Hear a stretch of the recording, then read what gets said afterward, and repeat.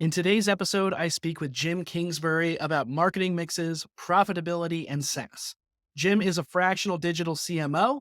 He's an advisor and a profitability coach. So he's uniquely qualified to talk to us today about e commerce, profitability, customer acquisition, and many more things. So let's dive right into the episode. I want to start where it makes the most sense. First Sure. off, by introducing you a little bit to the audience. And if you wouldn't mind just giving a quick rundown of your marketing career, some of those important touch points or milestones that you've had in your career? Yep. Okay. Sure. So I've been doing e-commerce marketing. Really, it's decades plus, and it's always changing. It's always evolved, but it's always interesting. Kind of headlines and highlights. I mean, 2018 to 2021, I was head of digital for Allbirds, and so that's very kind of high profile, visible. Everyone knows that brand. Yeah, very fascinating. Kind of D2C poster child. But I've been doing a ton of e-com marketing kind of before that. I was at Zappos for a couple few years. I was at a flash sale site called One Kings Lane that in its day was kind of pretty exciting. Um, I worked for something called art.com. I mean, you name it, I've done e-commerce. And way back when, actually, I was at Amazon. So I was at Amazon.com in the very, very, very, very, very early days. And so that's where I first got exposed and really kind of shaped how I think about stuff and frankly why I think it's sort of interesting and fun. So that's the quick overview. And I lean kind of analytical marketing. With some technology, I'm not a brand storyteller. I've kind of learned that stuff, but where I come from is the analytical side. So, as we dive a little bit deeper, you've got all these experiences under your belt. You've seen a lot of different things in marketing, but now you've kind of made this change to fractional CMO work. You're advising people, talking a lot about profitability, for example, and Yeah. coaching there. But in terms of your fractional CMO work and kind of going more on your own, why did you decide to make that switch? What made it desirable for you to kind of go off on your own as opposed to working in house again? Yeah. Okay. So I mean, it's a great question. It's potentially a long answer, but I'll try to keep it short. Kind of fundamentally, I'm at the point in my kind of career and age where I'm sort of thinking about these topics like why? Like, why am I working? What is the purpose? What is the reason? And it's important to have a really definitive answer other than, kind of paycheck and all that stuff. And it's really, I want to get energy from my work. I want to be energized by the work that I'm doing. And that's the starting point. It's like, okay, great. So what gives you energy? And that's different. That's different for everybody. But for me, I really enjoy helping people and teams and companies and founders be more effective and more successful. Like that's what gives me energy and that's what gives me joy. And so, within a single company, yes, you certainly have that opportunity to some degree, but being a fractional where you work with multiple companies at any given time, and sometimes it's, 10, 15 hours a week, sometimes it's an hour a week, but ultimately with each of those situations, I hope I'm helping those people and I'm energized by that. And I'm doing it sort of across many companies, not just one. And so that's really where that comes from. And it's a luxury about where I am in my career, and I'm able to do that. Even expanding beyond that, there are a lot of people that maybe don't have as much experience as you, but are still kind of taking more of that freelance route as a marketer. Why do you Yeah. think that? What are some other reasons why even less established people are kind of making that leap to freelance work? Yeah. Yeah. It is a lot. I mean, obviously that's what marketer hire is all about. I think maybe a related point, it's true for me, but I think it's true for everyone. Two things, one, it is fun. It's fun just to see multiple situations at any given time. It sort of minimizes, kind of the less exciting, the more boring stuff. But the kind of what's related about that is when you're in multiple situations, you can tap into something you've learned over in situation A. It's like, oh, I learned that and instantly apply it in situation B. And so that's fun because you're like, oh my gosh, I'm creating value. And it's helpful to everyone involved because you are creating value and you're instantly drawing on learnings from one place and applying it to another place. And so that makes it kind of exciting for the individuals who are doing it, but I think it makes it beneficial for the companies that are tapping into these fractional people that have experience in multiple companies at any or all at once. Yeah. So let's dive into some of the companies that you're working with here. So you obviously you don't have to give any specifics here, but Yeah. I want to just chat through kind of general trends that you're seeing in terms of how companies are operating. So we all know COVID happens, then there's this big boom, and then something happens financially, economically, where a bunch of companies start getting scared in the past couple of years, year and a half or so, and things just seem to have changed. And I'm curious what you're seeing in terms of what that's meant for how startups operate, especially with their marketing budgets and things like that. Yep. Yep. So the big change of timeline, I don't know, call it a year and a half ago, it's when, capital markets or private capital markets shut down pretty much for everyone. There's no money to be raised. There's no money out there.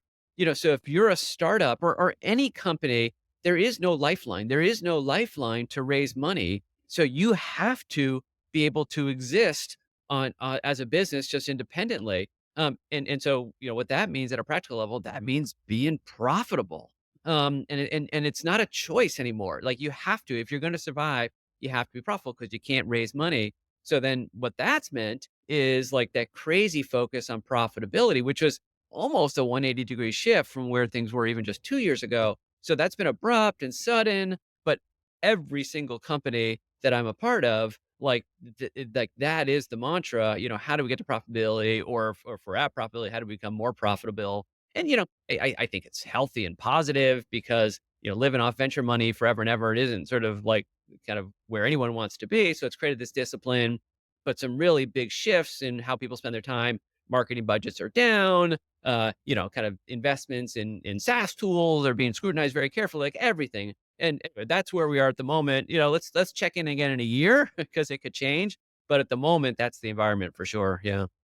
The follow-up there would be, if there's some kind of profit left over for these companies, I'm curious if you've seen where profits are going at this point. Like, is it to the point where companies are just stashing money away from their profits, or are they still trying to reinvest back into other areas? Like, what have you seen there? Yeah, sure. I mean, it sort of depends on the magnitude and level of profit. And so honestly, most companies are, say it, just getting by. And so it's not like there's sort of these big pockets of profits that they can go pay dividends to shareholders. Like that's not happening. And so um, if there's some profits available, and there are some real success stories out there, and so it's not all gloom and doom, and so some companies really have made this work and do have kind of real profits, but to a company, almost all of them are investing in just new opportunities and new growth opportunities. They're doing it thoughtfully and responsibly and in a way that just doesn't burn cash because that's not an option. So there is, kind of investment and innovation happening, but it's not widespread, and it's not like it's everyone is doing that. Yeah. You mentioned that there are people that have done this well. Can you think of any examples of startups that used to be more growth at all costs, take funding, that have actually pivoted and are profitable now or have successfully done that 180?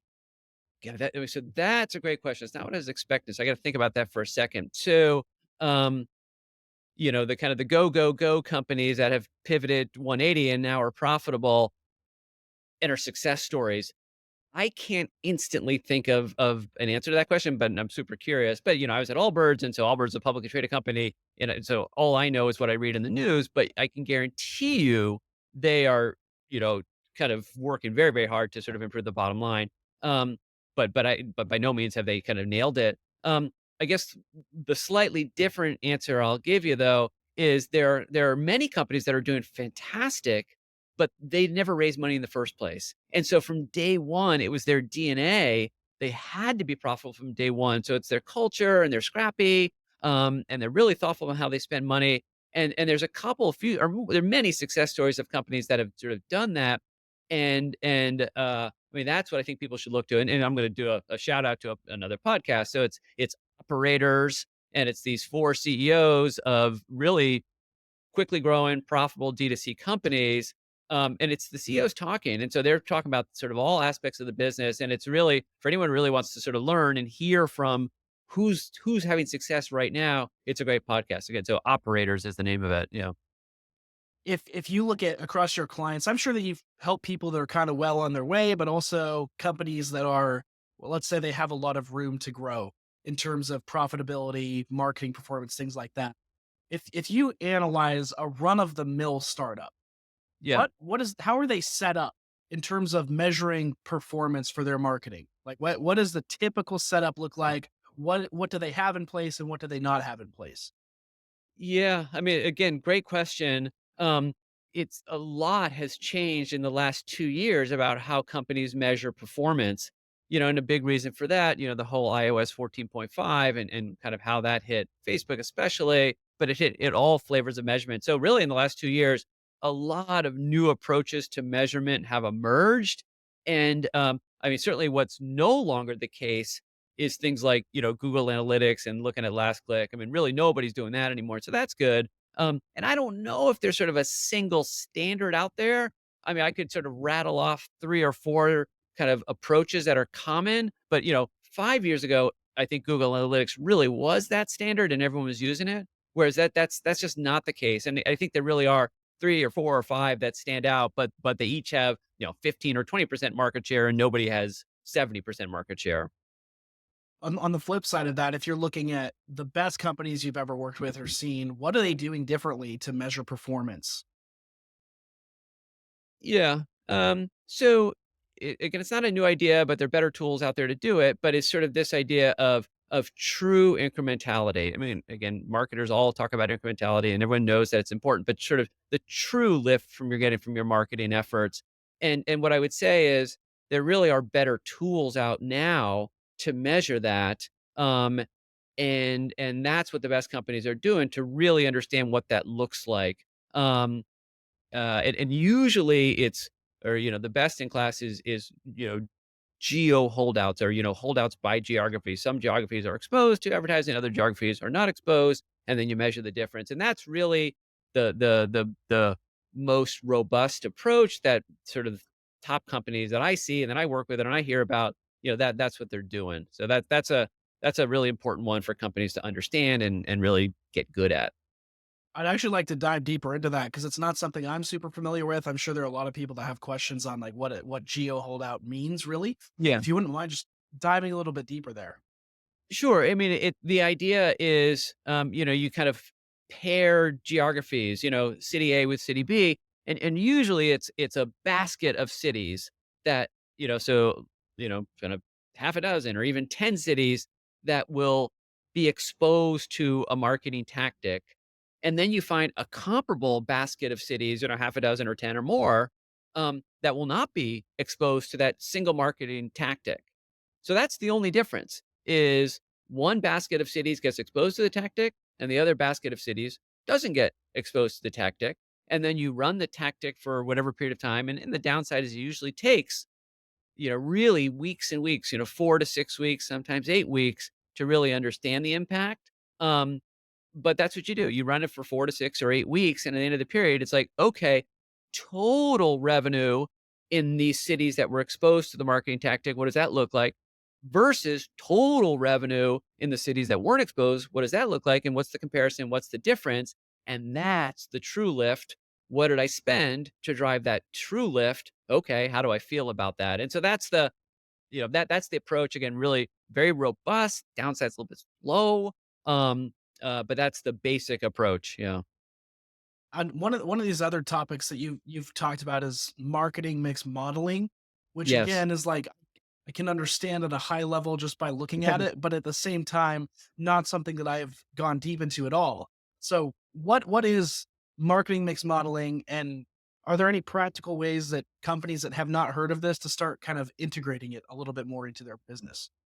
Yeah, yeah. Let me start on sort of who it's suitable for, and then I'll try to describe it. But in terms of who it's suitable for, if you're a brand, spending less than I don't know, $1 million a year, even under $5 million a year, don't worry about it. Yeah, there are other approaches to understanding your marketing effectiveness. But if your budgets are $5 million a year or more, into 10 and beyond, like then it starts to become useful and valuable. And again, the other kind of area where it's most useful is if you have many channels running at once. So at least three or four or five. Once you start to get above three and into four and five and more, and you have many channels, then that's when uh, marketing mix modeling really becomes helpful. So that's in terms of suitability, how to think about it. And then what it is, one thing I also say, it's been around for a long time. It's been around for decades, so it's not a new technique. And I'm not a statistician, and so, but what I'll sort of attempt to say is, it's taking all of the inputs into your marketing strategies, and that's usually spend and sometimes other inputs like promotions, um, and doing this really heavy duty statistical analysis, um, that really it really is trained statisticians who do this stuff. There's no way I could do it. To sort of understand or at least have a point of view, you know, tactic A, kind of had this impact. Tactic B had other impact. Tactic C had some other impact, and that's the output. That's what it does. But it is definitely for highly skilled people to execute. Kind of your average person is not going to be able to execute it just kind of on their own. Got it. Yeah, that makes sense. Um, as someone that works, you've worked a lot with DTC, you've also worked with SaaS, you've kind of seen both of those. And now we see that there are an increasingly amount of SaaS startups that are Yeah. targeting e-com businesses. So like Yeah. that B2B connection going that direction. What are your thoughts on this overall trend? Yeah, yeah. So that is a trend that I definitely see that I find fascinating, and it's really, it's classic kind of startup phenomena. Sort of some problem or challenge exists in the world or emerges in the world, and in this case, it was iOS 14.5, and it made sort of the old tracking mechanisms really much less effective, and just other privacy limitations. And so, gosh, new wrinkle in the world we live in, or changed in the world we live in, and then these startups emerge to address that new change, and again, as sort of a societal dynamic, it's super interesting that, like, that's how our world works, and it's pretty great. Problems emerge, and then entrepreneurs kind of develop solutions for those new problems anyway. So that's kind of the high level concept. But in this case of measurement, click based measurement has become harder and less reliable, and so alternatives to click based measurement, um, there's a real need in the market, and so all of these startups have emerged. And so in both of what I've talked about, so media mix modeling doesn't depend on clicks, and so that's independent of clicks. And then this idea of geo holdout testing to understand incrementality, that's also independent of clicks. And again, they're vendors who have solutions for both, but they're really good examples of these kind of startups and entrepreneurs jumping in to address these new problems that exist. And you know what? I feel lucky to live in a world where that's true, because you're always kind of new solutions are always emerging. So that with that kind of SaaS to e-com pipeline, that little pocket of SaaS now emerging, can you think of any other pockets of SaaS that are interesting or trending in a similar direction? Yeah, I mean, it's sort of really recent in the last kind of couple few weeks for me. So the big shakeup was iOS 14.5, which was whatever 2 years ago, roughly, where Apple sort of made these changes, but it hasn't stopped. And so there's new changes, really a lot of them coming from Apple, but being adopted by others as well, that are further limiting digital marketers' ability to sort of measure and track in the ways that they did traditionally. And um, I'm actually probably gonna write a LinkedIn post, and I'll kind of give you the sneak peek here. So it's iOS 16.4. So again, the bombshell 2 years ago was 14.5. Now we're at 16.4. And 16.4, the new iOS is not quite the bombshell of 14.5, but it's kind of crappy, and it's not as well understood how crappy it is. And so it's making it harder and harder to understand people coming to your site and their behavior. And I guess the specific example I'll give, very detailed, but if you're on a Safari browser, so an Apple browser, after 7 days, even first party cookies are deleted, so like it just happens. And so, like, the example that everyone likes to give is you do an abandoned cart. Someone comes to your site on July 1st, and you see they're shopping around, and they don't do anything. And then suddenly it's July 6th, July 7th. Okay, let's send them abandoned cart. On July 8th, that cookie's gone, and you don't know that that person was there, and so you have no ability to then send an abandoned cart email, as an example, to that visitor. So that's a more recent example that's kind of emerged from iOS 16.4. And I guess where I'm going with this is that's a new problem. It's a new problem, slightly different, same general idea, but its specifics are different, and a lot of startups are emerging to address that problem. And the buzzword is, which is out there, is called, some of them are calling it identity recapture or identity recovery. Like, you knew who these people were, but then the cookies got deprecated, and like, oh crap, we don't know who they are anymore. And these solutions help recover or recapture that identity that you once knew. And so that's a much more recent trend that I find really interesting, and not so many people understand it, but I have a feeling in 6 months, many people will understand it a lot better. That's super interesting. I want to wrap up with one final question here. I want to talk marketing tools, so Martech a little bit. You can do Yep. this for yourself, or I'm guessing more of the marketing tools you use now are probably just to help clients out. So it's more in their Yeah. tech stack. But if you're just looking at the landscape of tools in marketing that you have some kind of part in, what are the most powerful tools or the tools that you just enjoy using the most right now? Yeah, that's a great question. I mean, I guess I will start by saying there's so many out there, and so that's why you're asking the question. Get my opinion about what I find useful. If you're early in the process, I would start with measurement. In the old days, everyone was on Google Analytics. That was the standard. GA4 has just emerged. Um, I think without saying a specific tool, that's where I would focus. How am I going to understand the effectiveness of my marketing? And let me make sure I have a tool that I understand, that I feel is reliable, that I like the vendor, because measurement is so core to all kinds of digital marketing. That's a really important place to kind of get started and focus. And actually, it's funny. GA4 is now out there. There is no old GA anymore. If you're not sure and you're like, "Oh my god, there's so much out there," I would start there. I would start with GA4 and, okay, let me make the investment, let me understand this. It's not the only game in town, but it's still probably the most prevalent, and so that's probably the one I'd begin with and get to know best.